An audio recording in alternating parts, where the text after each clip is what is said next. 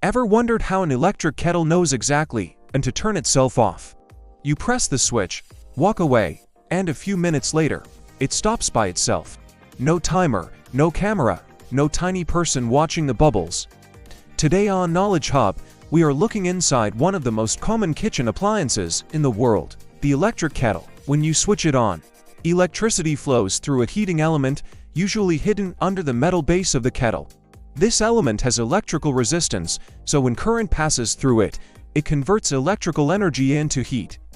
That heat transfers into the water, and natural convection starts moving the hotter water outward while cooler water moves downward. As the water temperature rises, tiny bubbles begin forming, and once the water reaches its boiling point, it starts producing steam rapidly. But here is the important part.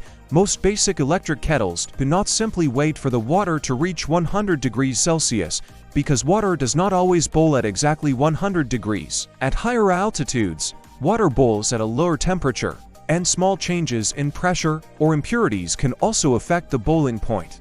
So instead of only measuring the water temperature, the kettle watches for something much smarter: steam.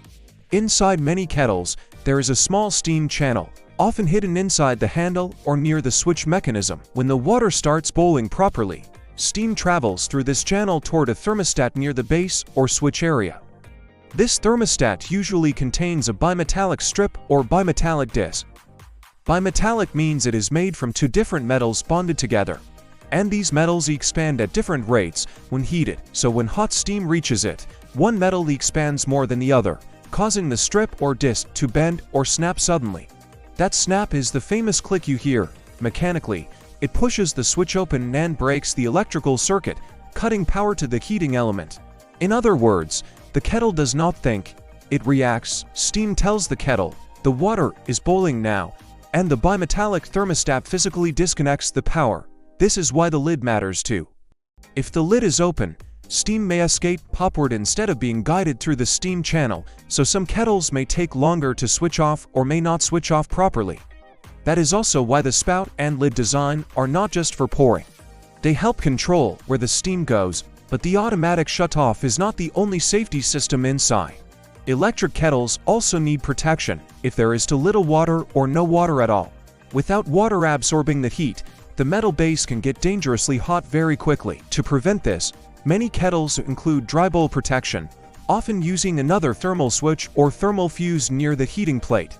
If the base overheats, this safety device cuts the power before the kettle damages itself or becomes a fire risk. More advanced kettles, especially temperature control kettles for tea or coffee, may also use electronic temperature sensors like thermistors, along with a small circuit board or microcontroller.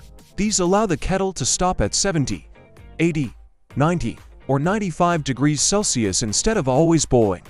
But even in these modern designs, basic thermal safety systems are still important, because electronics can fail, while a simple thermal cutoff is reliable and fast.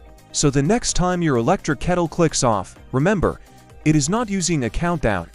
It is using steam as a signal, a bimetallic thermostat as a trigger, and a safety cutoff as backup.